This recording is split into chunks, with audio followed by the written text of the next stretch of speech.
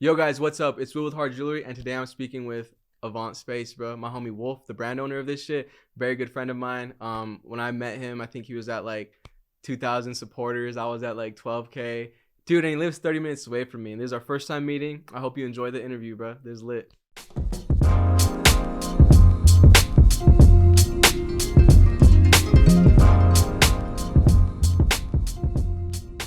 All right, man. What's your name and where are you from? My name is William Velazquez, and I'm from Ogden, Utah. Awesome. And Will, let's break this down all the way. What exactly is the difference between hard jewelry and soft jewelry, and how can people ensure they make the right choice? Shit, bro. Caught me at a good time, dude. Soft jewelry is basically jewelry that it's in the name, bro. It's soft. Like the shit will break on you. It lacks detail.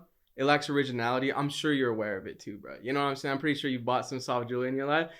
And the next day your finger's green, bro. That's soft jewelry, okay? Hard jewelry is jewelry that lasts forever. It doesn't tarnish. It doesn't leave any shit on your fingers. It lasts forever and it doesn't lack detail. It actually has a lot of creativity and is original. Awesome. That's hard jewelry. Awesome. And you guys are getting ready for Black Friday. Your drop this Friday. Are you guys excited for that? You excited for it, Chris?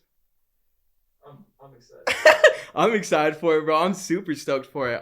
It'll basically be our last. I've been saying this so much on the Instagram. It'll be our last restock and sale of the year.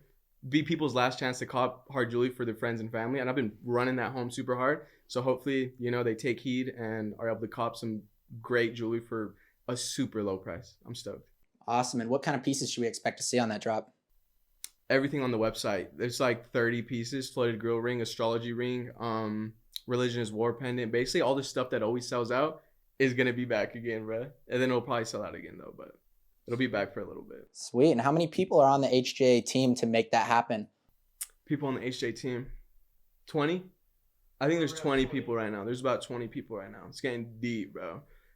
Getting deep. I think like 6 months ago there was like 10. So, but I'm trying to keep it like 20, 25, 27.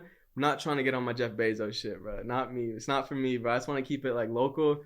Want to keep it like under control. You know what I'm saying? Under control as in like, just like, dude, I'm scared of getting that big. You know what I mean? I just want to keep it still like underground to an extent. Definitely, definitely. What's the vibe around the office around this time when you have a huge drop? Is this going to be the biggest drop of the year for hard jewelry? The vibe around the office right now, it's really good right now. We're actually going to B-Dubs tomorrow, Buffalo Wild Wings as a team.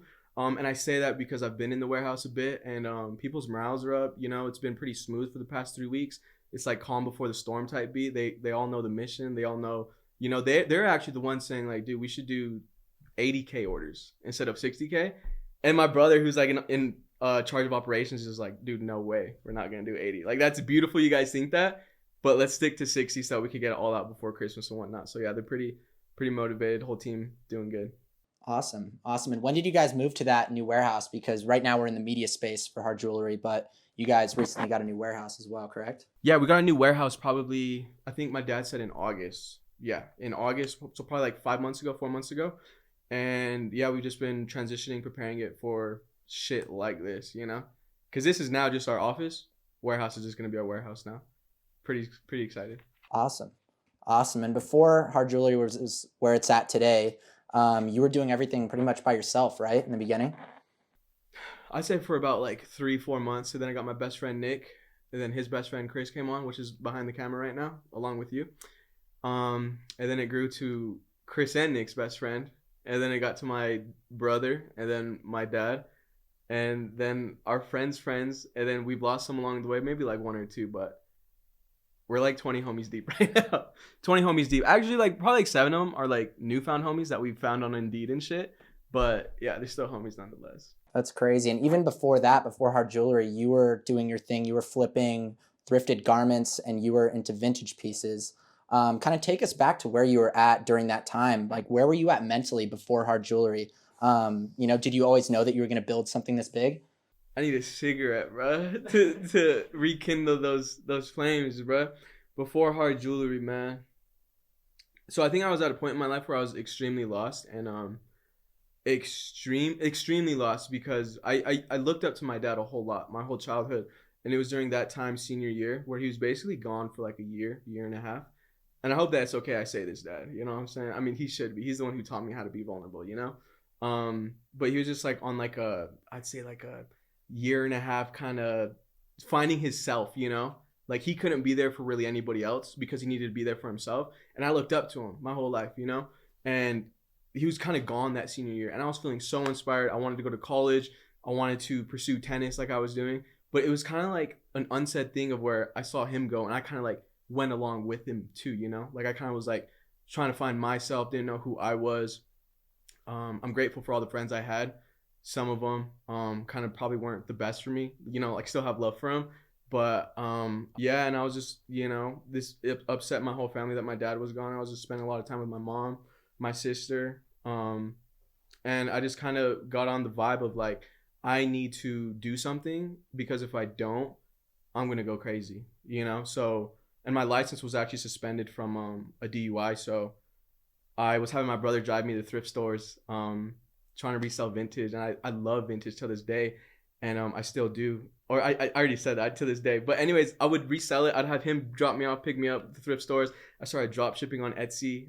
Just trying to figure out what works. You know what I'm saying? And that really stuck with me for the time being. I only stuck with it for 2 months until I started doing jewelry.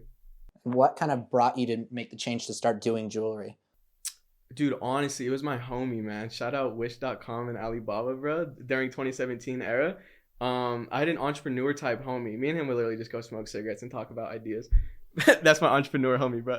someone who has ideas, bro. But he came up to me one day with the Wish.com app, and he just showed me the front page. And I'm seeing like some jewelry, some soft jewelry. Honestly, I sold soft jewelry in the beginning, bro. It was some soft jewelry. At the time, I thought it was really cool, really cheap. You know what I'm saying? So I bought 20 of them. They were the Supreme Uzi pendants. I don't know. You remember those, right? Yeah. Seeing those on like the A$AP Rocky pages, whatever. Dude, that was probably me promoting those. But anyways, he showed me Wish.com and I told him, I'm like, bro, I'll be back to you in 2 weeks. And that's so crazy because that was kind of like a mic drop I did. And I came back to him 2 weeks and I actually sold like 3 pieces, bro. I bought them for like $3, sold them for like 25. And bro, like I had no money at the time. You know what I'm saying? I think I used like my brother's money, like my brother's like drug money to get this stuff. And they sold and I was like, and that's when I got my brother's camera. My brother had a camera and we took better pictures of it, made better listings, put them on more platforms. And that's what started me, bro, with soft jewelry. So there's still somewhere in the dark crevices of my heart, a place for soft jewelry, bro. So how did the name Hard Jewelry come about? I was with Nick. Nick was the first homie to come onto the brand, and it kind of happened from us just being best friends, him hanging out with me every day. He saw me selling jewelry, and basically one night I just grabbed him and I was like, dude, like I want to make a page for jewelry. You know what I'm saying? I want to full send jewelry like vintage. And it was 2 months into vintage that I realized that it's just not scalable. There's only so much vintage in the world. There's, you know, and it kind of gets dull after a little bit selling it because you just see it all the time. I think vintage is something you're supposed to appreciate here and there. And I was like, dude, I want to full send jewelry. I was like, let's come up with a name right now. Dude, we were so faded. Like he could not come up with a name. Like every name was like, and I was too, but I was just like, dude, like I want a name that when someone sees, they just know it's fire. It's hard. Like I just want them, what's a name that I could do that with? And I was like, after 3 minutes, I'm like, fuck it. Like just Hard Jewelry. People see that, and if they know, they know. If they know what hard jewelry would mean, then they should get to see this shit. Or not get to, but like, then they would tap on my shit. You know what I'm saying? This is different. And I thought it was a cool name.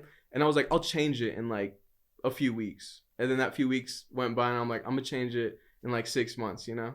Then after 6 months, I literally just began to own it. You know, I was literally just like, dude, this is my shit now. Like, and that's when there was a light switch that turned on. Cause I'm like, dude, I can't just keep not fucking with the name. Like I got to like it. Cause at first I didn't like the name.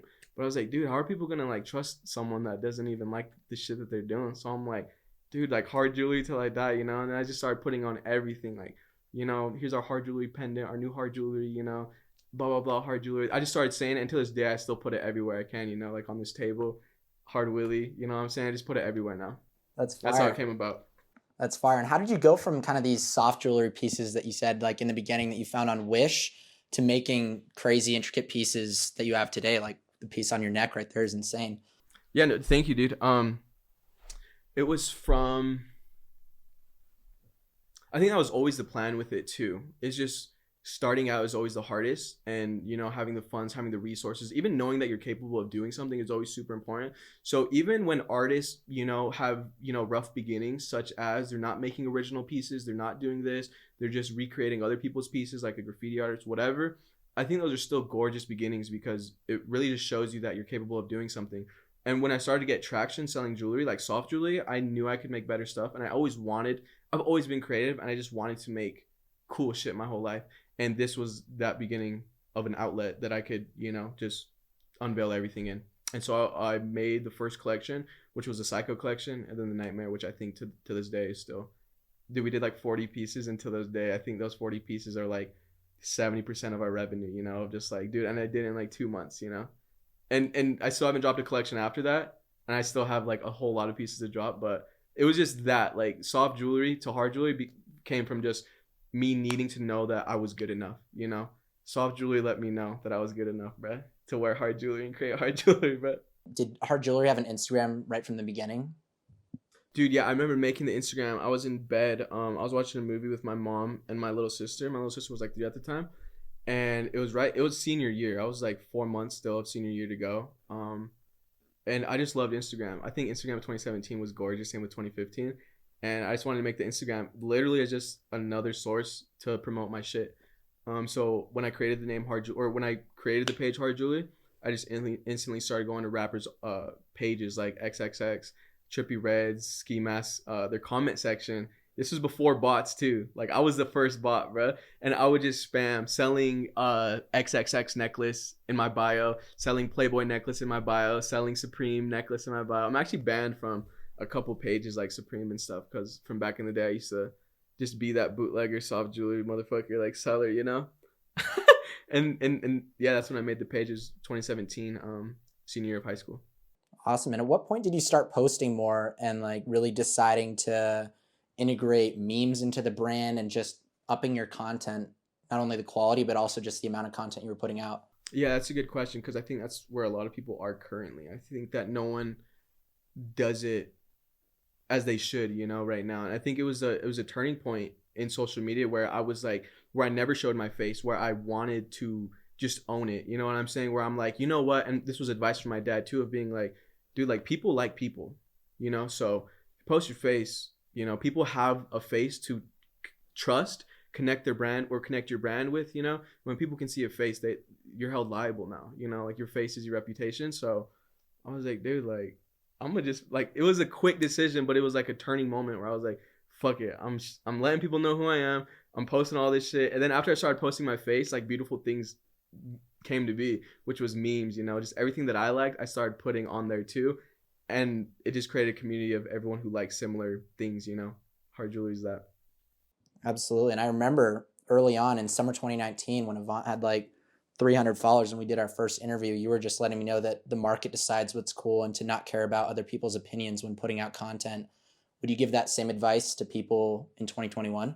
Yes, I would. And I would tell people to put out everything. I actually just sent out an email to 200,000 of our supporters, letting them know to just do it anyways. Put everything on the table. No, don't leave anything on the table, because our astrology ring, I use an analogy. Our astrology ring is our best seller right now. 3,000 pieces sold out in 3 minutes. And I wasn't even going to release it until my best friend told me. He was like, dude, like, why is this just sitting on a table? Like this is fire. I think people would like it. And I thought he was just trying to make me feel good, you know? But then I showed Twitter. They loved it. I showed Instagram, and I was like, dude, I literally wasn't going to release that ring. But now, I mean, that, you know, it's super successful. And so that, in that case, it was literally on the table. Don't leave anything on the table with your art, your creations, your content, yourself. Don't leave anything on the table. You know what I'm saying? Even with relationships, let people know how you feel. Don't leave anything on the table, because it will collect dust and die. And that is super sad. Absolutely. And you've definitely taken that similar strategy and built communities outside of IG on your Twitter, your TikTok. Which platform do you think is the most important in 2021 right now, but also going into 2022? You said platform? Yeah. Definitely TikTok and Instagram. Something that I need to do more of. TikTok, I think we hit 500,000 followers on TikTok, but realistically, no ego shit, like, we should be at like 3 million. But I just put all of my eggs in one basket, which is a super big vulnerability. And if I failed tomorrow, it would be that I would blame it on me not posting enough on TikTok, you know? So TikTok for sure, bro. Like, you can't beat 1 million views for $0. You just can't get that anywhere, you know? You literally cannot get that anywhere. 1 million views. Dude, I posted me eating a carrot, like, on the edges like corn, like 3 million views, you know what I'm saying? And I would actually advise you, while I'm talking about TikTok, don't make content. Go ahead and make that content, but try to tie in your brand, try to tie in your art. With every TikTok I do now, I always mention that I'm a jewelry brand. I always mention that I sell jewelry, or like that we do free shipping, or that like we're doing this. And those videos go viral. And then 2 million people now know that we're a jewelry brand. They now see our logo. They know we exist, you know? So just try to tie in your message with the TikToks you do. Don't make it too selly either. I'm never trying to sell shit in our TikToks. I'm always just letting them know what we do, you know? And they can have the option to come fuck with us if they want to. What do you think got you to the point now of running a multi-million-dollar brand? And what advice would you give to other people that might be where you were at 4 years ago today? Okay, I like this question. I like this question. So basically, I think it's three things that basically got me to this point of running a multi-million-dollar brand company. One of them, two of them actually tie together with each other. One of them's do it anyways, and the second one is don't doubt yourself. And here's where they tie together.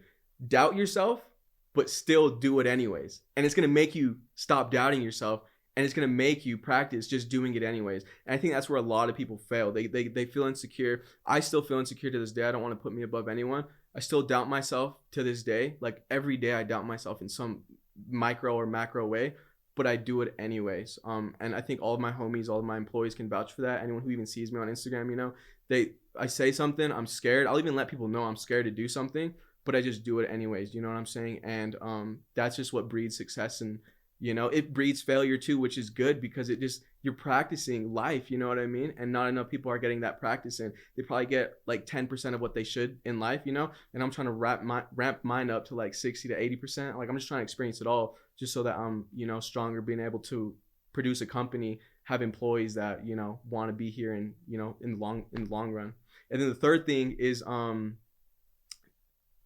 don't let your doubts, or no. So the third thing is, stop trying to control everything. What that means is just what it means. Stop trying to control everything, you know? I have 20 employees, and I don't have to go into my warehouse every day to know what's going on. You know, I hired my homies for a reason, and I give them the trust and power to just take care of anything that needs to, like, be done. You know, of course, I'm still there to guide them, and, like, of course, I still talk with my employees every week, but I just trust them, man. I don't try to control everything, you know what I'm saying? An analogy I want to use is like an angry boss. Like, if I was an angry boss who tried to control everything, micromanage people, got mad, just try to have control of the situation, I would totally lose control. It's one of those situations where you try to do something so hard, everything falls, you know what I mean? And so you can add that into your life every day of expectations, you know? When you have an expectation, you're trying to control something that's out of your control. When you let go of expectations, you begin to stop being angry, being upset at the results that you couldn't even change in the first place, you know? Like, you can't say what the weather's going to be tomorrow, you know? Like, all you can do is prepare for it and just accept it, you know what I'm saying? So when it comes to your creations, man, like, when it comes to, like, the people in your life, stop trying to control them. What you do have control of is your future, your relationships, and, like, that's it, man. So give all those the love that they need, your life and your relationships, man. And then I feel like success will just follow you, man, if you stop trying to control everything, you know? And you begin to learn to trust people a lot. Like, I think that's the biggest thing with hard jewelry is, like, I've just learned to trust people so much. Like, just because it's like, dude, there's actually no other way. Like, if I was stressing about, like, what 20 other homies are doing right now, dude, that's my fucking nightmare. You know what I'm saying? It comes a little easy to me right now, but it's because I had to practice this shit for the past 4 years. And I practiced so many hours of it, you know what I'm saying, in the past 4 years. Absolutely. So I think that's what can help people, man. I think if people just take those three things, stop doubting yourself, don't let your doubts get in the way of your future, do it anyways, doubt yourself, but do that shit anyways. And 3, just stop trying to control everything, man. And you just take those 3 things, you fucking practice those a lot, and you're going to become a fucking master samurai with that double-edged sword. You know what I mean? And I say it's a double-edged sword because, you know, the ideas that you love, others might not like. So the idea that you love, others might not like. But the ideas you don't like, others might fucking love. Like the astrology ring. I didn't like that shit, but I learned to love it. Cause I'm like, cause I don't do this shit just for myself. I do it for the supporters. I do it for the people. And dude, like when I think about like maybe the relationships or like the experiences people have had with our astrology ring, because I get a lot of DMs. It just makes me so happy. And it's like for me to not drop that because I didn't like it, in my opinion, is just dumb as a brand owner, and is like just dumb, you know, because who I am. Like I just want people to have what they want, you know. So yeah, just those things. That was a lot, but dude, follow that shit. I swear to God, and you'll become happy. You'll become successful. Seriously. Absolutely. And how do you still stay inspired even when you might wake up not motivated? Like I was telling you before this interview, I wake up most days not inspired. I wake up most days not wanting to do shit. And that's something super crazy to say. But I know that we all feel that way sometimes. We all feel like we don't want to do shit when we wake up. We're humans, man. Like, are we really supposed to be doing shit all the time? But anyways, like what I do is when I feel uninspired, I literally just sit down and just do that shit anyways. I literally just I'll let my supporters know, like, I'm not feeling inspired right now, guys, but our Black Friday restocking sale is in 2 days, bro. Let's get it. And then I'll be like, oh shit, I need to remind them that the flooded grill ring is restocking. And then boom. And then after that, I just keep getting more ideas. I start feeling inspired. You know what I'm saying? I start feeling motivated. And at the end of the day, I'm like, wow, like I felt like this morning, but I did all this in the day. Then it just makes you feel good about the rest of your day, bro. And you just continue to do that. You know what I'm saying? You have to expect to not be inspired or motivated most days. And that's where people are really fucked up because they think that it just comes to you or you just are feel inspired. You know, they look up to people because they're like, he's super inspiring. How does he get inspired? Well, honestly, you have to be inspiring to be inspired. So sit down, put your fucking head down, put your phone down, write out what you need to do, and just do that shit anyways. You know what I'm saying? Even if you don't think it's gonna be perfect, do it anyways, dude. You're gonna make yourself proud, honestly. Absolutely. Absolutely. And one thing that you've been really successful at too. I mean, Chris is here in the room right now. He's the media guy. He's been helping us with a lot of stuff setting up for this interview. But you have like a bunch of your homies, like you said, they've been working for you and with you for 3-4 years. I feel like that's not something that everyone can do and be successful in. Like, how are you able to mix business and your friendships and make that so successful with hard jewelry? Right, and I think everything works different for other people, but I know that everyone watching this is capable of gathering 1 to 3 people who they trust to annihilate some shit. And if you don't, go find those people, bro. Like ask your friends, you know? Like post on your story, bro. You're gonna find those people. But the biggest thing to answer your question is you have to trust those people. You know what I'm saying? Because when Chris first came on, you know, it's really like I knew his past. Just make sure you know people's past a little bit. But it's like I don't know how you're gonna do with this, but I just have to trust it. You know what I mean? Because I'm not perfect. You know, when Chris came on, dude, we were in my fucking parents' basement. Like so imperfect shit. You know what I'm saying? Like it was grimy down there. But Chris still showed up to work every day on time. You know what I'm saying? He did everything. Like he registered us with the state. You know what I'm saying? He did that shit. And I just began to learn to trust people. You know what I'm saying? So to other people in a similar situation, man, it's just trust people. First one being yourself, first of all, because one man shows are really possible, man. Because then it lets you know who the fuck you need to trust. So I advise just doing everything and then just learning to trust people. And that's how you get to where, you know, you're scaled a little bit higher, you know, like you're able to really make an impact on the world. But one man shows are totally doable and everything works for different people. Yeah, just trust people though. Trust yourself first though. Awesome. And what do you think makes people so attracted to hard jewelry in general and the personality that you've portrayed in the way that you post and you just run the company? Definitely the human aspect of it. Everything in hard jewelry is so human. I can't even fucking begin to explain it. Like everything is, dude, like this interview, like the way our jewelry is fulfilled is by our homies. The way the content's made, it's like 80% of my content is literally from the supporters and I just narrate it. You know what I mean? Like, I talk to the supporters every day on my story. I think that's what they really enjoy about it is that I won't fuck them over. And if I ever do, they know who to come for. You know what I mean? And 3, I think vulnerability too. I think people are really attracted to vulnerability, and people tend to go towards people that they feel like they can be vulnerable with as well. You know, because that's what I think we lack in this world is vulnerability, letting people know how we really feel, and whatnot. But with hard jewelry, you know, you won't have any doubts of our mission, our intentions, or the quality of our shit. You know what I'm saying? And if something were to, like, if your chain were to break, we'd let you know in the emails, bro. Like, this happens, you know what I'm saying? our jewelry is amazing quality. We're gonna refund your shit ASAP. You know what I'm saying? Just return it to us. We'll give you a full refund. Just super transparent. You know, I think the transparency is really what people are attracted to with hard jewelry. Awesome. And talk about the HJ supporters. Like, what do the supporters mean to you? They mean the world to us. And I say us because, I mean, like I was saying before this interview, we were reading some emails from our supporters, and one of them made my dad cry just because, you know, he was just letting him know, or letting us know his story, what's happened in the past few months with him. And yeah, they just mean the world to us. We treat them like friends. We treat them like family. You know what I'm saying? If you ever go to a hard jewelry pop-up, you're family, bro. You know what I'm saying? You don't have to be wearing hard jewelry to be a part of the family.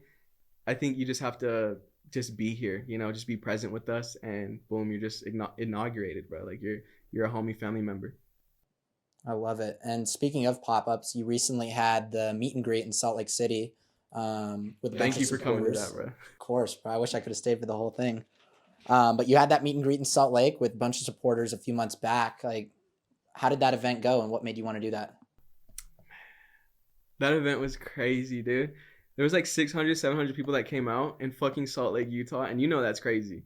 Like, dude, like that's like some concert ass shit, dude. Like, and they came out to Salt Lake City, Utah, which is like our home state, and it was just insane, dude. We did 2 weeks prep for it, and it just went so smooth. I talked to every supporter for like 2 to 5 minutes, and dude, I didn't go to the bathroom, I didn't eat, didn't do any of that. Just gave them like my full attention. It was a meet and greet where we gave out a lot of free shit. They got to meet and speak to everyone who works at HJ. It was a vibe. We had Chris's brother playing live music, our other homies playing live music.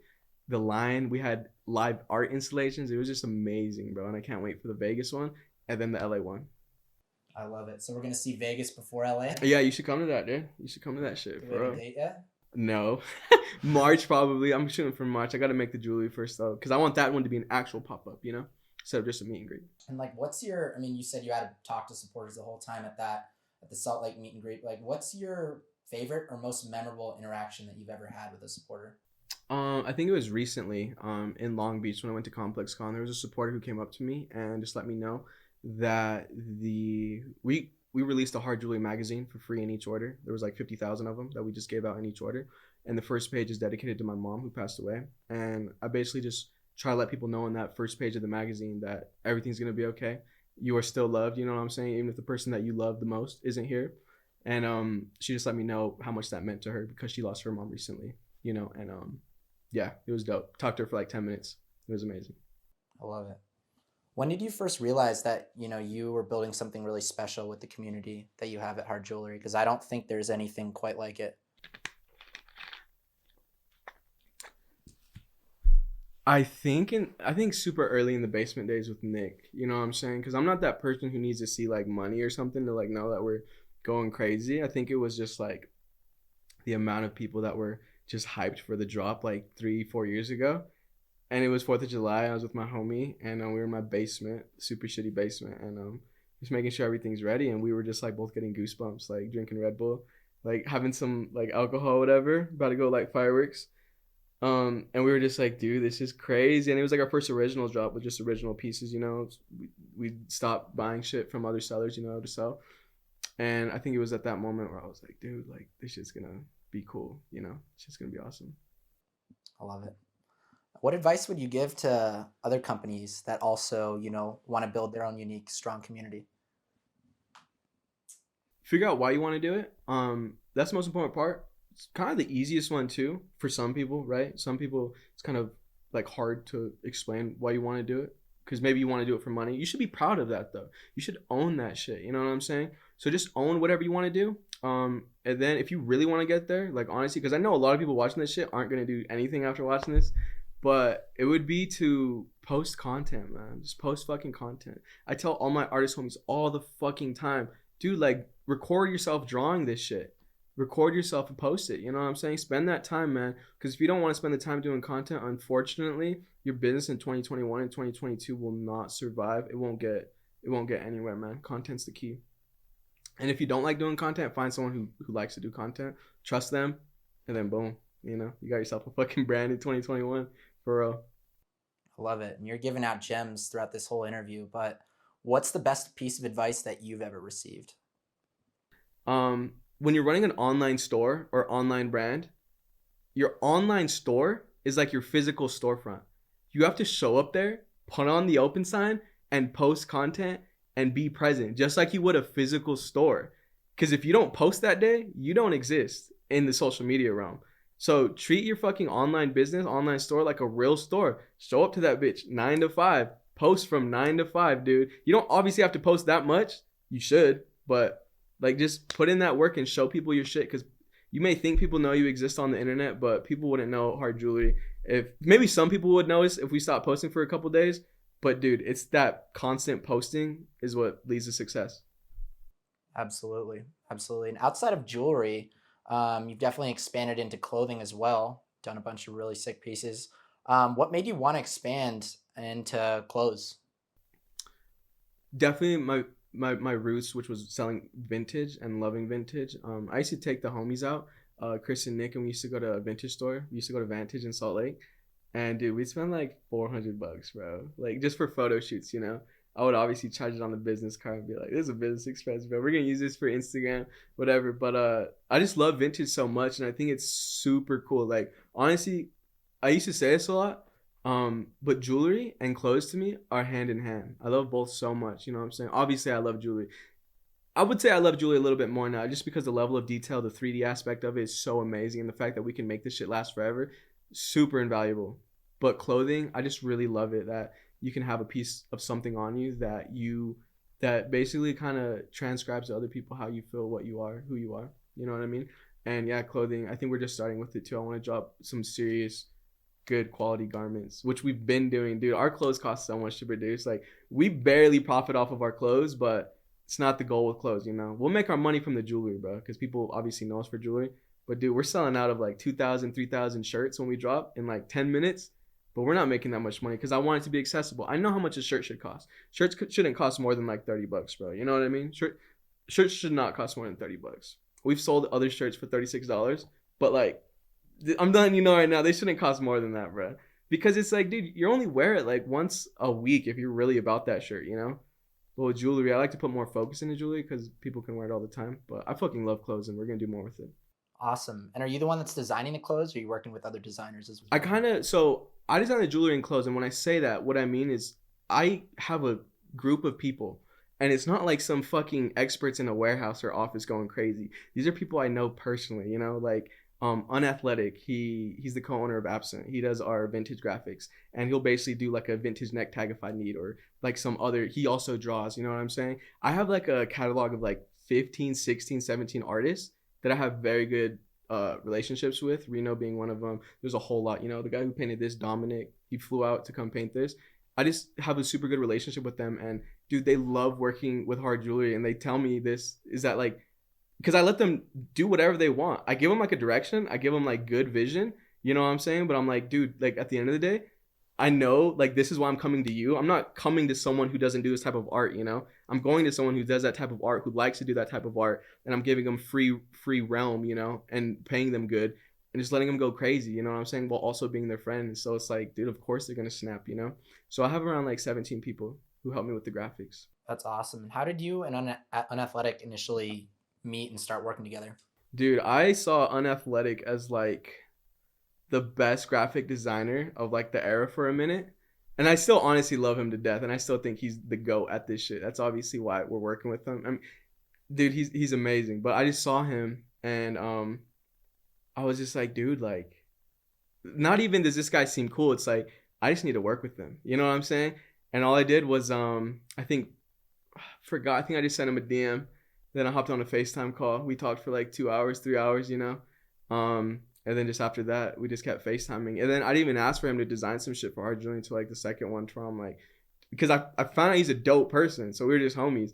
And then the next one was being like, hey, dude, like, I think I forgot what I said, but basically he was like, dude, I will do this shit and I will snap on everything, I was so excited when he said that, bro. I was like, bro, you don't even know how lit I think your shit is, you know what I'm saying?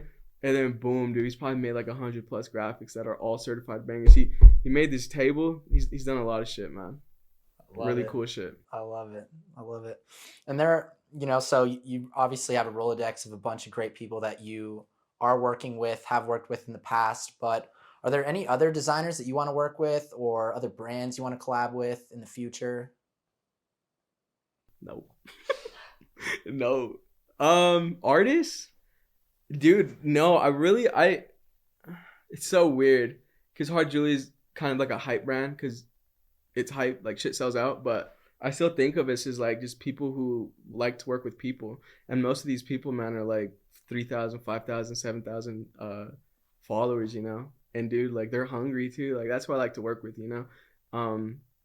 Oh, there's Codon. I want to do a collab with me and him are friends, me and Jesse. We linked up in Long Beach. I already have it all designed. There's like 4 pieces of jewelry. He's done around like 3 poster designs and whatnot. So that's someone. I like Jesse. I like Dre. That's really it though, man. I don't focus on collaborations with people, even though I'd really like to. I would just like to have them here in Ogden, or like have it be like just not so hype, you know. Like if it is, it's like low key. Oh yeah, Zach from Basket Case. He flew out to Utah and we designed a whole like 12-piece collection that's so fire, so fire. But I don't even care if it drops. Like I do, but like it's just not at the forefront because we're both running our own brands. You know what I'm saying? If it happens, it happens. And the pieces we designed are timeless. So even if it happens in like 2 years from now, dude, that just means more people are gonna see it and buy it. You know, because we'll just be that much bigger by then. But Zach and Codon, those are 2 homies that actually have collabs like fully decked out, ready to go. Dope. Can't wait to see it. And you've definitely expanded into other mediums as well, dropping, you know, Hard Willy plushies. You got one of those guys right next to you there. Are there any other like garments, mediums, or accessories that you want to experiment with in the future? Yes. I kind of don't want to say them right now just because I don't want to have someone swipe this shit. But for the shit that I can say, candles for sure. Jewelry holders for sure. We have a bigger warehouse that could accommodate all of this. That's it, dude. I think I fucking love candles, and I like jewelry holders. To me are just bigger pieces of jewelry. Like I just design a piece of jewelry and just make it so it can hold shit, you know. So those things, but those things are really difficult to work with at the same time. I need to hire someone to help me with the manufacturing side. Like a CMO, chief of manufacturing operations, just because, dude, working with China on things like jewelry holders becomes like a huge pain in the ass because of customs and all that, you know. Like we actually have a jewelry holder that's stuck in customs right now, and it's kind of sucks because they didn't let me know how much it would cost to ship them, you know. And I'm like, dude, like not only am I gonna like, it's better that I don't even have them here, because if I were to get them here and ship them out, I would be out like so much money, you know what I mean? But like a part of me is like, let me just get them and I'll just give them out. I don't even feel good selling this shit. I'm already losing money, bro. Like might as well just give them out, you know? But yeah, plan to do that shit. Just need to get that, need to get another homie on HJ who's good with, who wants to do like the customs and all that shit. It's a lot of shit to do for. Definitely. And out of all the pieces that you've made to date, which piece of jewelry is your favorite?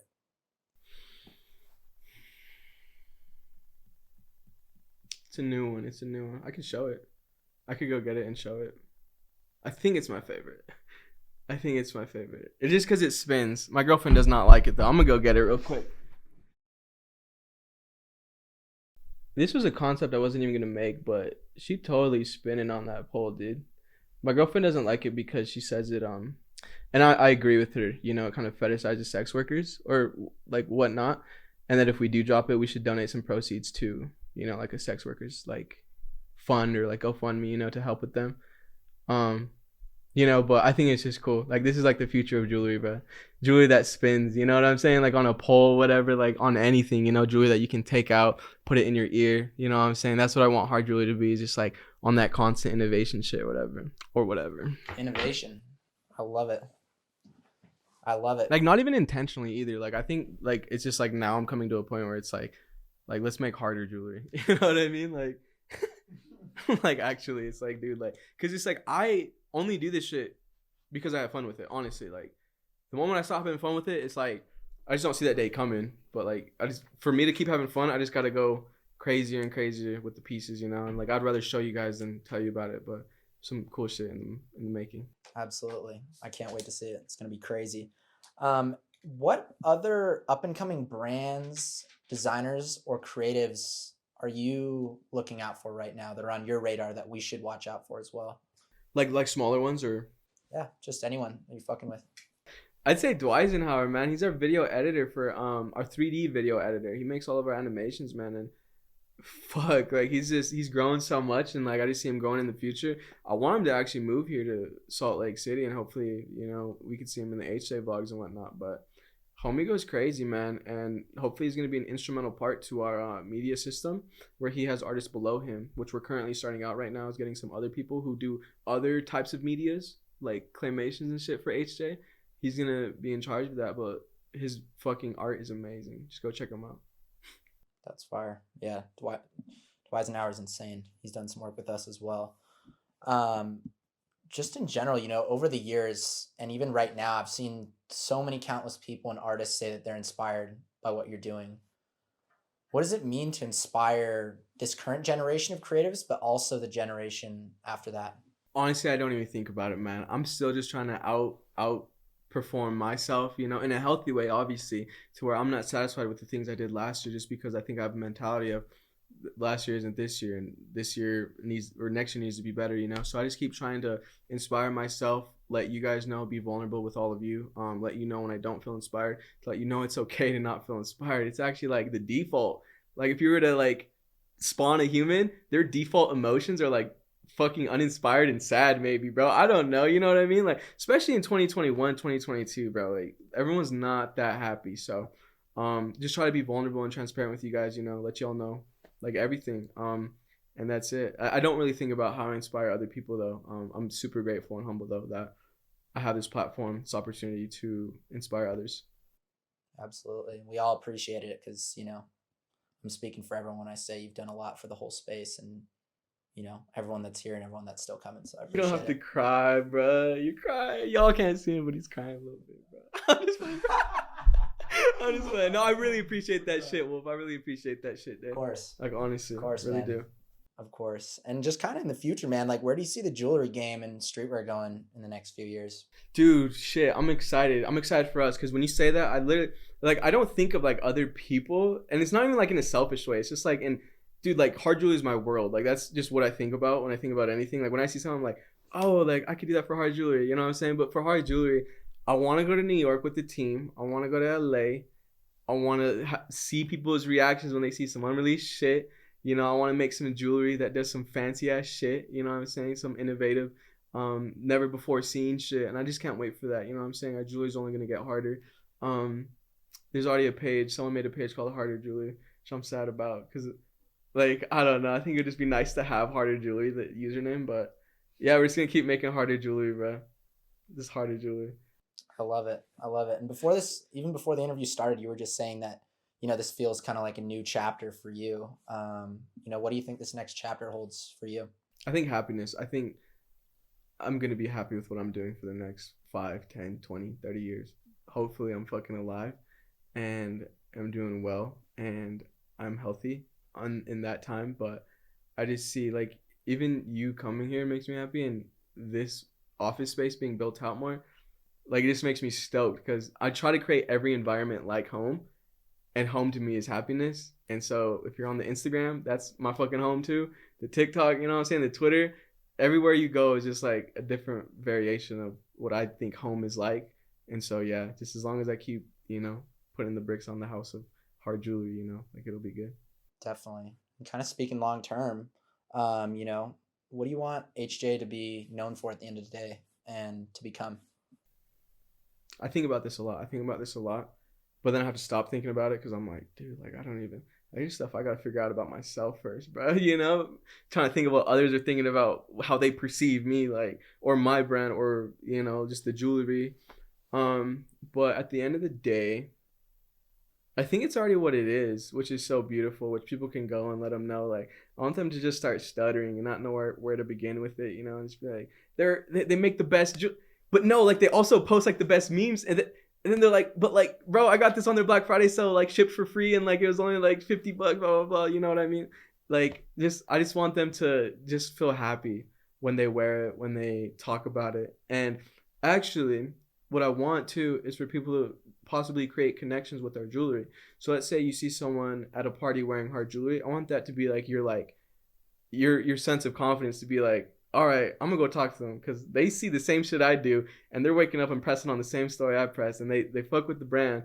I'm gonna go let them know, talk to them about hard jewelry, whatever, and then hopefully, like, you know, like they can like hook up that night, start a relationship, be homies, whatever. You know what I'm saying? All of the above. Like, I just am super hyped for those interactions to be seen more in my DMs. You know, people being like, dude, like I saw someone at like this, you know, and I like went up to him, we talked, and now we're gonna hang out tomorrow or something, you know, like just things like that. But be safe though, everybody. Just because somebody's wearing hard jewelry doesn't mean you should just blindly, you know, trust them for sure. That's what I worry about, you know, for our more naive and vulnerable supporters, you know, like don't try to leverage our jewelry into, you know, like some bad intentions or whatever. Just, you know, just be careful, be safe, and, you know, have fun.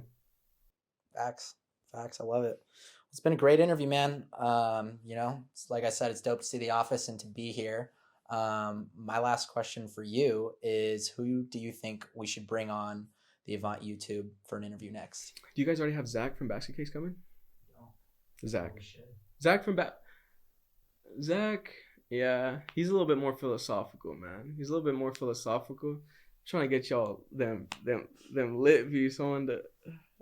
I would say Zach, dude. He's my guy. He's for sure my guy, and I want people to see his face more. He's not, you know, he's someone who puts his face out there. Maybe my second answer would be, I would say Sam from Half Evil, because I feel like people have a perception of Sam that just sometimes isn't true. Sam is like the most kind, soft-hearted guy.